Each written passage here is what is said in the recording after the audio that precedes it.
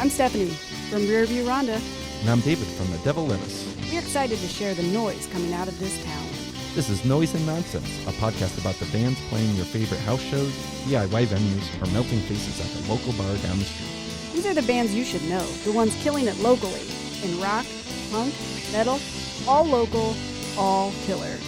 Support your local scene. Let's dive in. So Ty, how are you? I'm good. How are you doing? I'm doing pretty good. Yeah, kind of a busy weekend. My kid had their girls rock performance yesterday. Yeah, how was that? It's always a very good time. They moved to a larger performance area because they get such a huge crowd. Too big of a turnout. Yeah. What's your daughter's band name this year? It was Black Bows. Black Bows. I dig it. Like the thing you put in your hair, or like the speaker? Yeah, hair. Okay, gotcha. Yep. I figured. I just wanted to clarify since this is an audio-only podcast. Yeah, it's a lot of glitter. I bet. Yeah, it looked like a a troll barfed on my floor this morning from where we took out their ponytails from their hair. That's going to be in your house forever. I know. Now. Yeah, It's never going away. So what about you? What'd you do this weekend? I'm trying to think. I don't know if my weekend was terribly interesting, but I skipped band practice this week. Yeah. We came up with a whole new structure for Rearview Rhonda on Tuesday. Good. Yeah. As you should have. No, I went to go see Ty Segall and Primus play, which was very rad. To give you a little bit of background, I had my attention caught by the fact that Primus's drummer, Tim Alexander, left unexpectedly. And it was a thing of said he lost his passion for music. He had like a couple of open heart surgeries and just wasn't feeling it anymore. So they put an all-call audition process out there. 6,200 drummers applied for this. And they did a YouTube series of the finals. And I was watching all of them, and it was fascinating to see the way in which different drummers, I don't know, allow the band to take on different sonic shapes and spaces or something. I don't know what I'm talking about, but anyway, they got it down to these two guys, and through the process, I formed a very deep parasocial relationship with John Hoffman, the drummer they ended up picking. Nice. And Primus was my favorite band when I was 15, so it was good to see them, and they were playing and again, this might only be for the heads out there, but they were playing mostly stuff off the Brown album with Brain, their drummer from that time. So it was really cool to hear them digging through the back catalog. And also Ty Segall, one of my absolute favorites from when I was 18 or something. And dude, just melted the venue. I know. I was wondering if you're going to say melted, because the cover song that we still have never done. That's true. Although he, see, I will confess, I don't think I've kept up with Ty Segall since 2016 or 17. So most of the set I did not know, but he pulled out a couple of deep cuts. One from this album called Emotional Mugger that I think is incredible. And then he pulled out a really old Ty Segall band song that ripped just as hard as it did when I saw him in 2012. Nice. Long time That's ago. awesome. So anyway, it was a beautiful moment for a teenage me. Nice. That would have made me happy as a teenager. Sounds like a amazing Tuesday. Yeah, it sure was. And I did a bunch of thrifting in Louisville beforehand, found some cool CDs, maybe most importantly, the soundtrack to the Sarah Silverman program. Oh, fun. Yeah. Pretty good. Yeah. We just came up with we were man, we need to do an acoustic set at some point when we were all practicing. Rhonda Unplugged. Yeah. So we'll have to pick your brain about it. Yeah, no, I'm always down. I got brushes. Nice, yeah. I have brushes. So we're ready. Welcome to Noise and Nonsense Podcast. We're back with our second part of our special interview series. I am joined with Mr. Nick Hughes. Hey, you guys. How you doing? Nick is co-hosting this week as we interview co-host Stefanie. Hi. Hi, how are you? Good. Who do we have here today? We have Ty, the one and only drummer for Rearview Rhonda. That's right. There's been another one, right? Sort of. Not really. Oh, not really. No, Okay, no, fine. you're the OG. All right, we'll take it. Who isn't here from the band? Zach and Travis, Yep. the treble section, Yeah. the guitars. Got the rhythm section here. Yep. Very nice. So you guys have two guitarists? We do, yep. Awesome. Give us a little background. How did the band form? How has the lineup changed over that time? And, Well, let's see. I guess in 2020 I started playing with some friends and wasn't really Rearview Rhonda, but I definitely was like 3 of the songs that I guess I brought to Ty that are on our first EP that is no longer on Spotify. That's right. We can get into that later. But I was just kind of messing around with friends because I wanted to play music and started getting serious in like 21. And Ben Fowler, I guess, was it 21 or 22? I guess it was 21, fall of 21. 2020's been a long 5 Yeah, years. I don't remember. I think it was fall of 21. Ben Fowler Yeah, that sounds introduced right. me to Ty, and we started playing, and then Ty brought in our first guitar player, Tommy. Tommy, Yeah, and- absolute guitar god, legend, ripper, shredder. Yeah.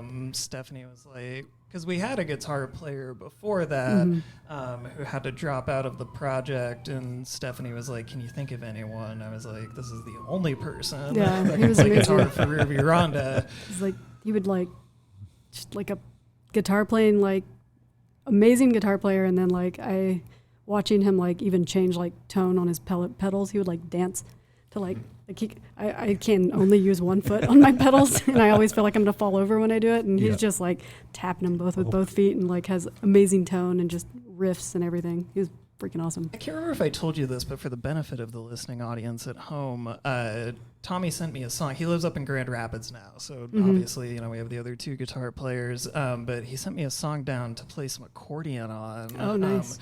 And it's very like to start. I think it may be the best song that he's ever written. Nice. It's Is it so with Dear good. Friends or a different project? I don't know exactly.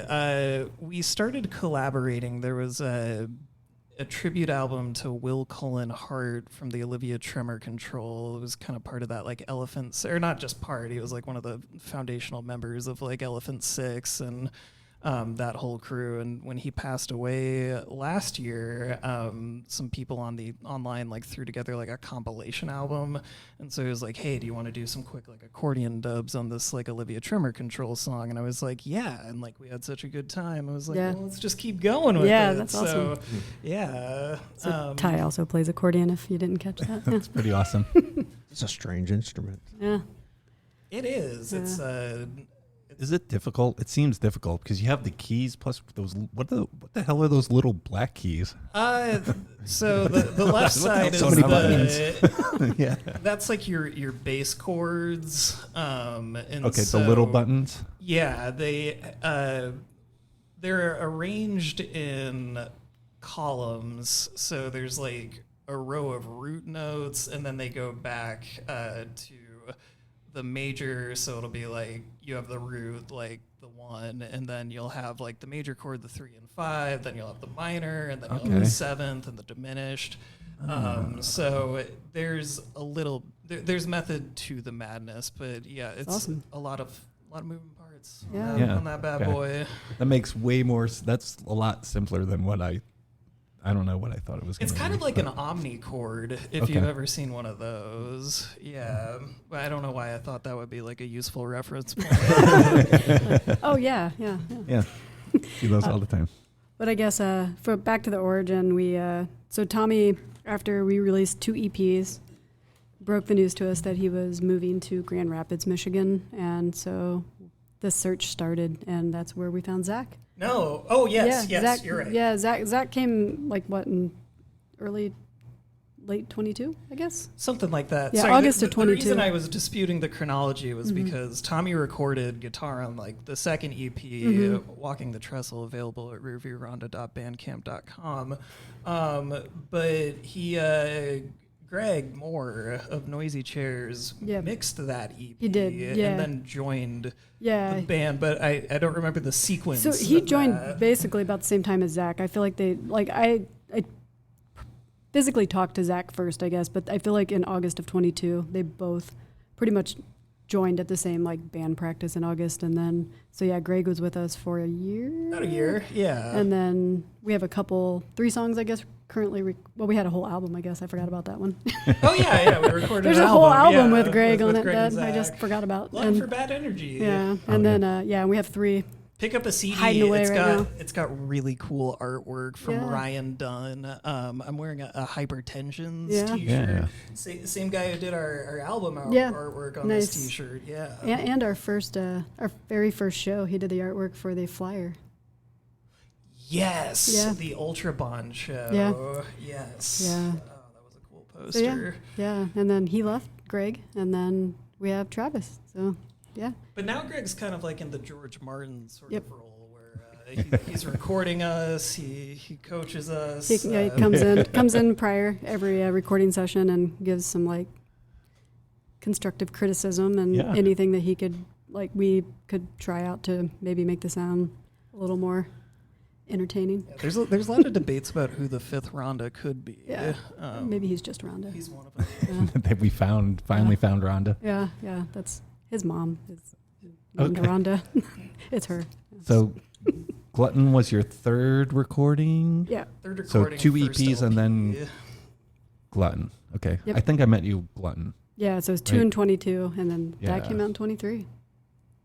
Really? That was only 2 years ago? Yeah. God damn. What the hell? Yeah. Seems so far away. Yeah, I remember. It does. I feel like we seem very far away from that sound now, too. Do you agree? I do, yeah. And it's something that like I don't know. I don't know how other people like consume their own music, but I feel like I have a thing where like as soon as I don't know, even if it's like a phone demo but like especially after something's been like recorded and cut and put out there, like I will listen to it like incessantly, and I don't know if that's like I'm like checking to make sure it's like perfect or something. Yeah. But like enough time has passed on those two that like I went back and like listened to the first couple of EPs, and like I don't know, it's interesting to hear like that more as like an era or permutation of Rhonda rather than like viewing it as like a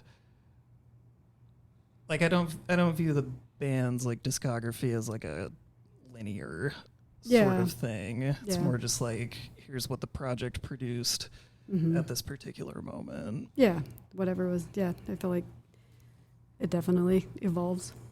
And obviously, I think you all pointed out last week, last episode, that, you know, band members can bring in like a whole new like perspective, because we're very big on collaborating when writing. It's like, I usually, not always, but usually the one who brings like a riff or idea to the table, but then everyone really like takes their own like part, and the song completely changes from that. I have such a hard time writing a full song. Like just me personally, it's like I almost have to have that other person to give me some kind of feedback, whether it's even just that's good, or you know, they don't even have to necessarily write something, but just that feedback is so important, I feel. If nothing else, I think like hearing your instrument in context with like your other bandmates, because just playing it by itself, unless you really got like a vision. My favorite, I guess, example for how a song can change was our song Reject, which is not released yet, but Zach and I, and Travis has actually joined these as well, and then Ty does occasionally as well. Like we have writing sessions, and we had we had written that song and had it completely like from start to finish, and it was like a vibey, like kind of slow song, and then we presented it to Ty, and it's the closest to like metal, I guess, that it has now. Yeah, it's pretty heavy, fun, like, but it's like I look back and I'm like, that song couldn't have been any other way. Yeah. How did that transformation from slow, groovy, vibey to I think that it was harder just edge? 1, 2, 3, 4. Just the drums on it? Yeah, just basically the music stayed, but the percussion changed?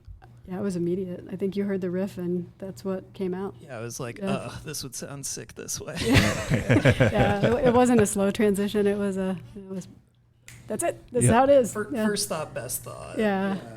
It's very interesting. I feel like a drummer can make such an impact on how a song feels. Like you can have this whole idea of how, oh yeah, this song's going to sound like this or whatever. And then you get a guy who doesn't have any idea what the fuck you want. Yeah. And then they get on there and play something. And you're like, oh wow, it takes on a whole new I life. think, Something you had no idea could have even done. No. Yeah. I find that Like, so interesting. Pre-recording, we were talking about the Primus drum applications, and the different drummers there, and Primus is out there. Primus sucks. Right? Yeah, that's all for the Primacies. Yeah. Yeah, there's just a different feel. The drums can just totally change everything. Yeah, and that was something where, like, again, I was very fascinated the way, like, in the Primus Interstellar Drum Derby, they brought a bunch of different people from like different backgrounds in, and the first person who like really caught my attention on that was Thomas Pridgeon, who played with the Mars Volta for a while. And like he also played with Trash Talk, which is kind of like a skate thrash punk sort of dealie. And like I loved the way that his drums like complemented the band, and it wasn't someone that they ended up like going with, but then like they pulled someone else who like she was like Nikki Glaspie, like recording with Snarky Puppy over in like Europe, and then but has like toured with Beyonce and stuff like as a session drummer. And so it was like, I don't know, giving Primus like this slightly like R&B twinge to it, which like, I don't know, sounded really like neat and awesome. Yeah. And yeah, it's cool to see the way that I don't know, especially in a power trio, I think like that's always interesting. But anyway, Circling back on your writing sessions, how do those go? How do you guys have a structure to them, or is it presenting basically show and tell? That's what I guess we do, show and tells. It's probably more. I guess it maybe starts out like if we have a scheduled writing session, I guess like we have the plan of coming with something in mind, or we have a song that has already been like structured somewhat, but we like kind of flush it out more. So, but it's usually like show and tell and build upon that. So I know we had one that you came to, and it's like we basically kind of like started with very little, and we basically had a full like fledged song by the end, minus lyrics, which are still yeah. No, I mean that's an interesting thing, because it's like I get the impression anyway, Stefanie, you can correct me, that like because whenever you come in with a song, I feel like it's usually like pretty fully formed. It's usually not just like, hey, here's some riffage, like it's got a structure. Which then goes to the writing section, which I feel like you're overrepresenting how much I'm at those. Well, the one time you came, it was super productive. It was awesome. But yeah, then anyway, like they come in with their parts to our weekly band practice, and that's usually where I'm hearing it for the first time. I'd say like so. Zach definitely. I would brings, like riffs or songs to the table as well. I don't know. I guess it varies. Sometimes it's 2 riffs that we like work the whole time trying to put into a song structure. Yep. Sometimes it's a whole song, and then we're like, wow, that part's really long and stupid. So it's like, kind of working on the structure to bring, but that happens a lot more in band practice. I feel like where the structure gets like shaped a little bit, like the actual structure. So, Yeah. How can we make this shorter? Yeah, Do you wait till the end to put vocals to it, or do you I kind of have a do. mind? I usually always do it later, and it's like I like to hear the song as a whole band because obviously the vibe could change and Right. it might Yep. make no sense. So, and I am in a writing slump right now. I have like 2 or 3 songs that we have we haven't played them for like 100 years because we keep working on this one set list forever. But yeah, it's like I have like one song 60% done and 2 that I don't even know what to write about. Look, Yeah. I think you're being hard on yourself Yeah. right now. You've had a pretty prolific output Yeah, over a yeah. while. We're sitting on like what 75% of an album right Yeah. now recorded, Yeah. and the songs that we haven't recorded, like that's the stuff like I'm most excited about, like as a band. So Yeah. like it makes sense to me. It would take Yeah. longer, but yes, we do have a city gig that keeps getting rained out and is 75 minutes worth of material. So every time we That's we're- our whole brand practice right there. we're so in shape as a band right Yeah, now, and I- it's a good exercise. But yeah, Yeah. I'm excited to get back to writing and Yeah. recording. Yeah. How do you all structure your practices? Is there we're doing the set and then we work on new stuff after? Or you're pretty much focused on that city show? Well, the city right show now? just takes up the whole practice because it's 75 minutes worth of material. But I'd say a normal set list is 35 minutes. And I would say we like go through the set list and write or reverse. Like we try to work on a new song to keep them fresh in our heads. So Yeah, I feel like, especially when we're writing, like, focus on like a song for the entirety, and then just like keep the other new ones like fresh, just so we don't forget them. But yeah, I prefer a hyper focused writing session rather Yeah. than just let's try to do everything at once. Yeah. Which I'm sure is how most people's brains work. yeah, I just hope we can remember the other ones once we finally get back to them. We've got some phone recordings. Yeah, somewhere. Isn't that how you remember the new stuff? Is it you do phone recordings or Just voice memos and voice memos? Yeah, Yeah. the voice recorder reference is essential because we have to, once we get like in practice, we'll like record it until it's like, okay, that's a reference. Yeah. And then I will listen to that like all week so Yeah. that I'm familiar with it when I played it right. Because like Yeah. oftentimes I'll get back to band practice and like not remember what I was playing. Yeah. So like, here's what it sounded like when we thought it sounded like it ought to. Yeah.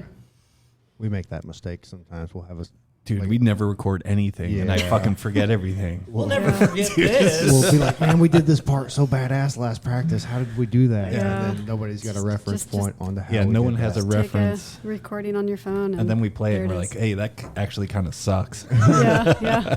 It was just dumb because I got this. I just need to set up a mic and Yeah. just hit Yeah. record, and I'm always worried about other things. Yeah, yeah. So when and what did you guys start with musically? Did you start with your respective instrument? My first instrument was the aforementioned accordion. I picked that up when I was in 4th grade. I was a big, I say was, I still am a big Weird Al head. But that was kind of the foundational thing for me. Kind of like y'all. When I was in 8th grade, I wanted to like get more into like rock music, and my uncle was like, "Oh, dude, pick up the bass, then like you'll be in demand."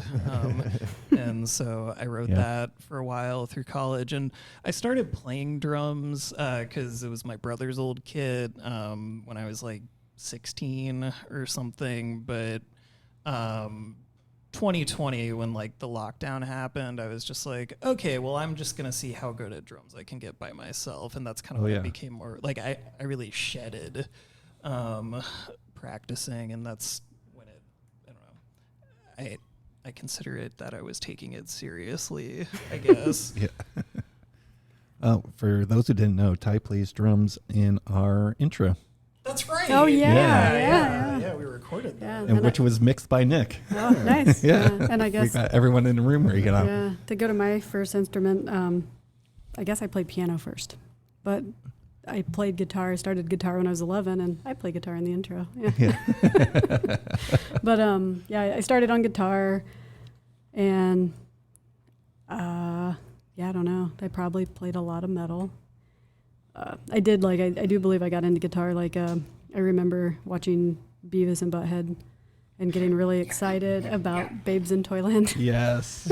So that was I probably was already playing by then. I can't remember, but yeah, I played guitar until like my sophomore year in high school, and it was the same thing. I actually played guitar in a band in high school called Divot, and the guitar player was the bass player was a way better guitar player than me. And I was like, dude, I don't like soloing. I don't like this. And he really wanted solos in all our songs. And so I was like, I'll just play bass. Yeah, you And can solo. Yeah, I don't want the spotlight. And so I took over bass and never, I've always played it in some form or fashion after that.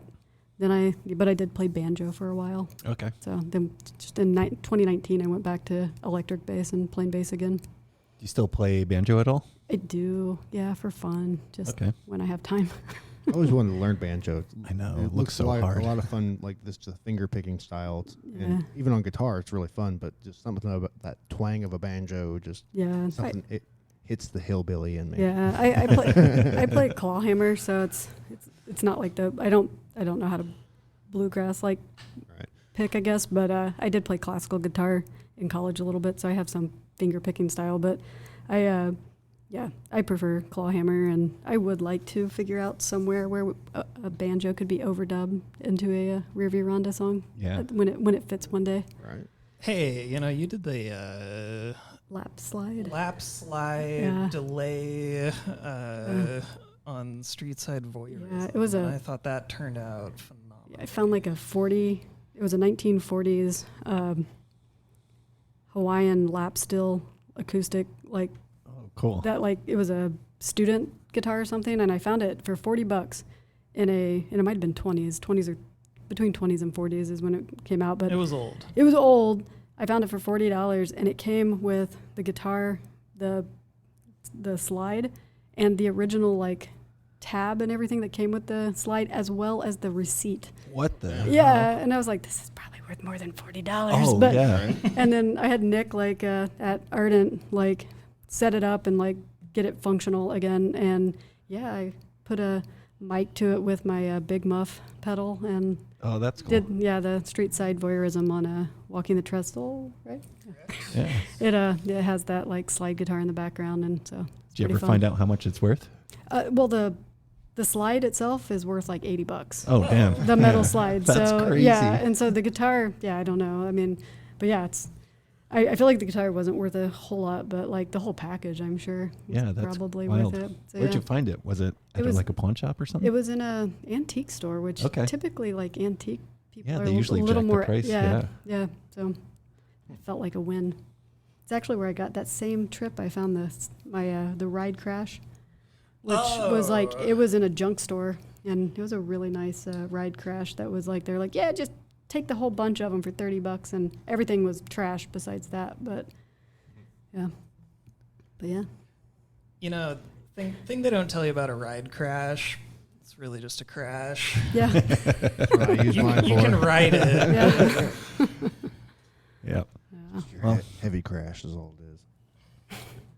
Do you have any tricks of the trade, Stefanie? Because your bass lines often are pretty busy while doing vocals. It seems like a tough task That's to Something that I tackle. wanted to ask, Yeah. how natural is that to sing and play? 'Cause I have such a hard time singing and playing. I So don't have a magical answer.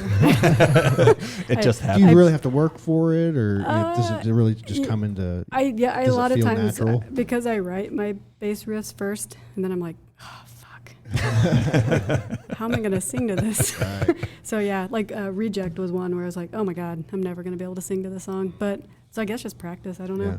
So and then it becomes muscle memory, and I kind of have a hard time not doing one without the other. Yeah. Did you say once that you find playing guitar and singing to be more challenging than playing bass and singing?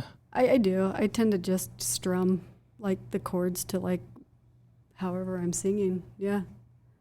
So yeah, I don't know. Maybe the trick is play bass. Don't play guitar and sing. I've lost way back when I was, I don't know, young 20s. I was in a death metal band and I did vocals and did bass.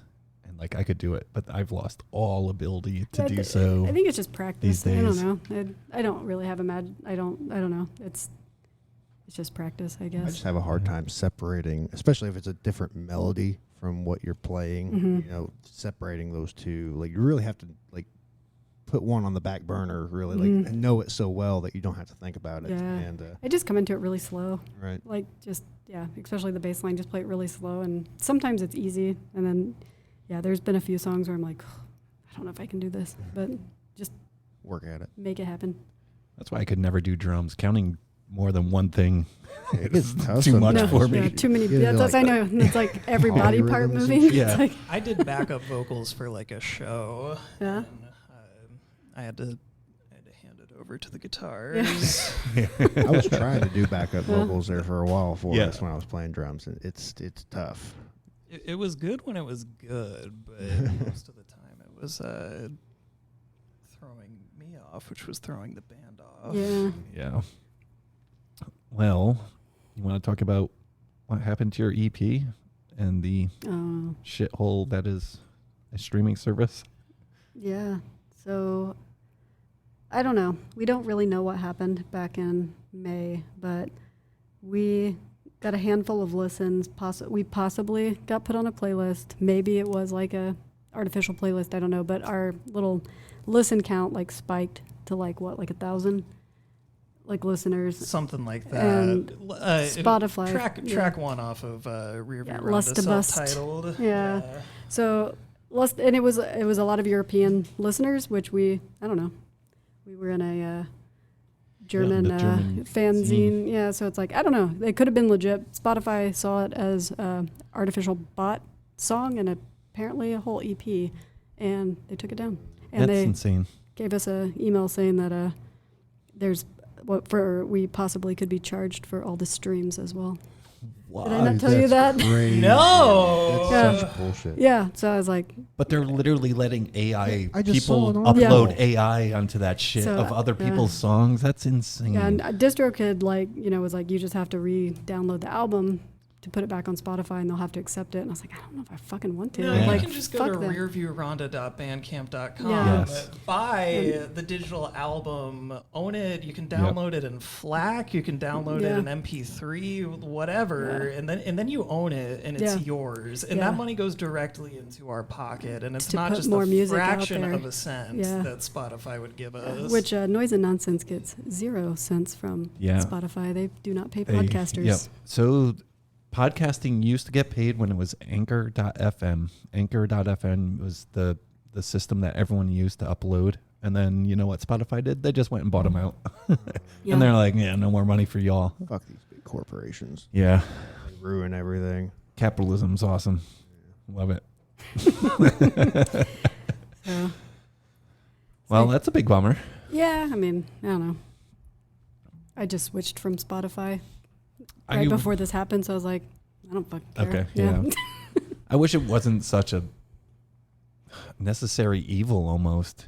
You know, it I would do use it a lot because they've ruined YouTube. So like YouTube, there's an ad every fucking 4 minutes or whatever. Yeah. you and can't so- even use ad blocker anymore. Yeah, and like if I'm at work, I don't want to have to pull out my phone to press skip while I'm in Yeah. the middle of doing what I'm doing. No. So that's where Spotify is nice, but it's a shame that they don't pay what makes them money. They don't pay Yeah. their employees Or essentially. you possibly yeah. start getting some listens for like whatever reason. Because we Yeah, gained and they want like a you to handful pay. of followers during that time frame. We got Right. put on like 3 playlists during that time frame. So it was like something like, I don't It's think all natural. yeah, and- I don't think like a AI like bot would like add listeners playlists No. and it wasn't like a ton of, it was like 3 playlists, and after people like added us and then like, probably added us to listen back and then dropped us or whatever.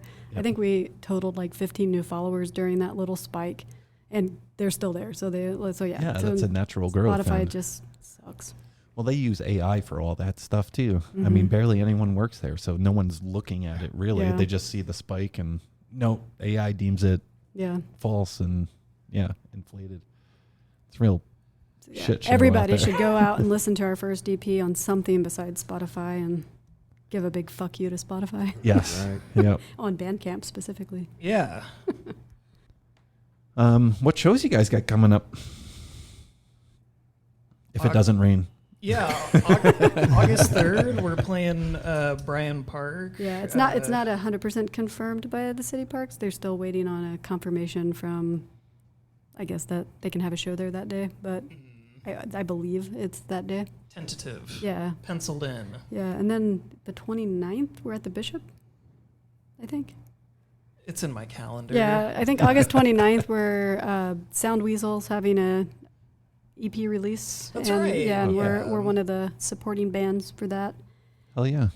At the first Bryan Park show, and Sound actually, Weasel yeah. played, and then Yeah. right after they got off the stage, our it gear just got pissed on. downpoured. So, Did yeah. it really? It Get rained wet? hard, yeah. Oh. Then let's see. My cymbal bag got wet. Yeah. I had to put it in the basement with the dehumidifier. Did you? It was my first time bringing my new bass, and I was like, oh my god, it's gonna die. Yeah, no. Oh, yeah, I'm going to touch on gear a guess- little bit. August 16th as well. We so I skipped this one, but we're playing the Bad Knees Market Experiment. Oh, yeah. It's a couple day shows, which are well. Then the Bishop is like Yeah. See the you at midnight. wee hours of the morning. That's awesome. I do want to get into gear a little bit because you have a cool setup. You have a custom cab. I do, and this is the part where I'm the weakest of remembering names of anything. I don't remember what speakers I have. I think, is it Celestian? Is that a speaker brand? Yes. Yes. That's what I Yeah. have. I have two 15-inch and then two 6-inch Eminence inside one of the 15-inch cabs. Chase from Fox Body. He completely made, like, the one's a custom cab that replicates his cab. And then the other one was just I think it's a Seymour Duncan cab that I had bought from someone with a PV, a Black Widow PV, and I switched it out to have a matching speaker to my other cab. Okay. So, and then I just use a orange Terror bass amp head. There's a sweet bass head. What do you just got the wet dry set up? I did. I've quit using it because I hate my other amp. Oh. Yeah, it's just like a TC electronic or what. I don't know. It sounds Okay. like shit. So it's like I was like, man, I need to. First act. Yeah, I need something different before but I do have the capability to have wet dry cab, but I kind of backed off on it because I didn't like the sound of that other amp. I could use my PV database for it. PV database. I have a combo, Yeah, like you- PV. It's a database. 1,000-watt It's that combo like it's amp. a 1,000-watt 15-inch speaker. So it's just like 1,000-watt combo amp. yeah, Oh, shit. it's the one where you're like, bring your smaller amp to WFHB, and I'm like, that thing's so fucking loud, and it also sounds like an airplane's taking off because there's a fan in it. So it's Oh, like, it's not like yeah. I was imagining like a Line 6 Spider. No, this was like Put it I was on like insane mode. my physically smallest amp is like a monster. Like it's like the problem with those amps were that people would blow out the Black Widow because it's 1,000-watt. Right. Yeah, that's a combo lot head. of power to put through one 1,000 speaker. watt going through like a 250 or something. Yeah. 250 watt speaker. Yeah. What are you beating on, Ty? These days I have. I guess it varies because I kind of have the like some studio shells and like some live shells, and that was more just out of the original kit that I was talking about like a while ago with that my brother had. I just took that and and was playing on that, and that's just like a general like Pearl sparkle kit, nothing too fancy. And then my buddy Jack, who plays in Daguerreotype and Swan Wash, like years and years and years and years and years ago, like probably back in 2019, I think when I moved into my house, he had been moving too, and just left some like shells in my basement, and I never really thought about it. And then I was like, oh, maybe I should like set these up, and it like turned out they're like a couple of like Slingerlands, and so yeah, I've got those going on right now. I'm into the 4-piece, just I've got a 13-inch Tom, floor tom, kick drum, a snare. And then live, I've got all Sabian pretty much, or at least for my like cymbals that I actually care about. They're all like raw bell sort of deal. But I have one for live that's like, can really take a whomp in and get some sound out there. But then I've also got like a thinner Sabian ride that just, I don't know, good for recording, not great for live. Why is that? It's just really thin, and I'm afraid to crack it. That makes sense.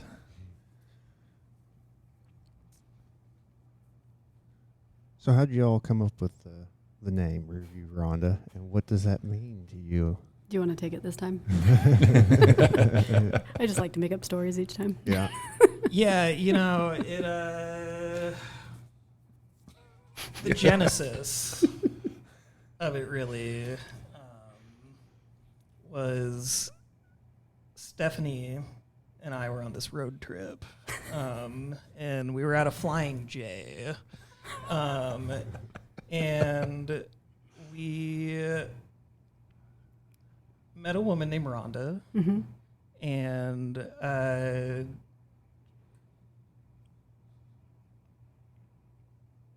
she was just the whole trip was so fuzzy to me. Yeah, nice to us, and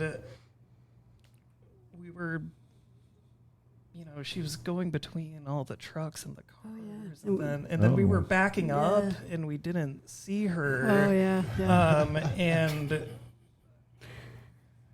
well, we did in the rearview mirror. Yeah, and she agreed not to sue if we named the band after her. There you go. And that's how we got the name.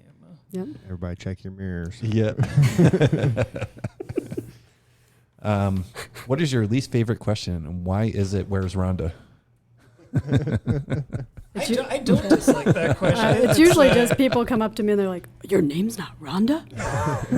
Stephanie doesn't like it. Well, Yeah, I mean, it's kind of like a, by the way, which one's pink sort of deal. That's like, the whole time I think is have a And cigar. then obviously being the only, like, I guess if people are, gender stereotyping the name, then it's like I am immediately Rhonda. Well, so. and we were trying to be cute for a while and do like a Ramones thing, so Yeah. like all of us were like first name Rhonda. Okay. So Yeah. it's had many. I get pure shock sometimes when people I say my name and they're like, "Your name's not Rhonda?" Nope. Yeah. Need to record those instances and put them as a super cut Yeah. on YouTube. Yeah. They always sneak up on me though. Like at the grocery store. Oh man. That was a setup. Oh, I'm just Yeah. getting recognized in public so much. I mean, It's so it's hard to be this cool. Yeah. I was a couple of weeks ago. I was riding down the beeline on my bike, and someone was like, "Yeah, devil lettuce." I was like, "What the Nice. fuck was that?" What the hell? But yeah. Got anything? So yeah, I was kind of wondering who some of your musical influences would be, because to me, and please don't take this the wrong way, it might be a compliment, but you sound like a punk version of the B-52s. Nice. And I love it. It's very like you've got a very unique voice, and I feel like you guys are missing that eccentric like front lead guy with your voices, but that's just my own personal take. But very like We were at the beach. yeah, Everybody had. Do you tell. remember we actually, Tommy, before we left, him and I were working on what's the Idaho, My Own Private Idaho. Oh, wait, that's a movie. Right? no, yeah, Private Idaho is a movie, but isn't their song something? Anyway, yeah, it never happened, so I don't remember the name, but it's a good song, and yeah, we actually were going to cover a B-52 song, so there's no insult from Yeah, that that's kind of comparison. awesome. I guess like do you have maybe influencing bands that you're like, oh, these are kind of what we're going for? I have nothing personally for myself that I can. when I that are first influences. joined the band, based off of like the few like demos that Stefanie like sent me, I was like conceptualizing it as like, okay, this is like a garage rock band, kind of in the sense I was very into the like I don't know, around like the 2010s, like the big San Francisco like garage rock revivals, like Ty Segall, the OCs, White Fence, just endless sort of bands that came out of there. And that was kind of like the, I don't know, approach that I was taking to it. But I don't know. I feel like kind of as we've gone through more guitarists and like different styles, like I don't feel like we're trying to like fit anywhere. Yeah, or it's just like whatever comes out, I guess. So yeah, like I fundamentally like my early inspirations kind of were along that line, but now it's just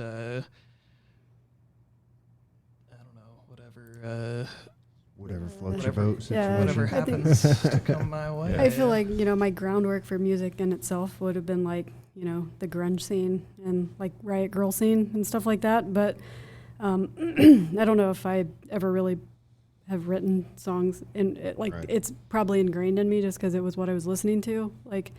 But I feel like every song I write probably is influenced by whatever I'm listening to. And I mean, I can listen from anything from, like I can't even think of anything at the moment. Like it could be like Fugazi one day, and then, like I'm on a really big like Chapel Rowan kick right now. So who knows what might come out of us. And but so yeah, it's like, I mean, I listen to like a wide variety, but I would say that like maybe there's a slight influence from the current music I would be listening to at the time, but it's changing all the time. But I'd say my base of like my base of everything would probably go back to like Riot Girl and grunge probably. Gotcha. Cool. Got anything else? Oh, I don't think so. Well, probably after we leave here, I'll be like, I should ask that. Maybe we'll have a round 2 next year. Ding, ding, ding. Well, that brings us about to the end of the episode. Do you all have anything else? Add to the greater good? I don't think so. We're going to be recording at the end of August, which Hell yeah. I'm excited about. Three more songs maybe, if we can get them in. Yeah. Hey, us too. Yeah. Keep an eye We'll have to out. have a Yeah. a Of a release grand party. celebration. Yeah, sometime in the next 6 months to 5 years. Well, awesome. This was fun sitting down Yeah. and getting to Meet you chat. guys. Go support Rearview Rhonda on their Bandcamp. And thank you for listening.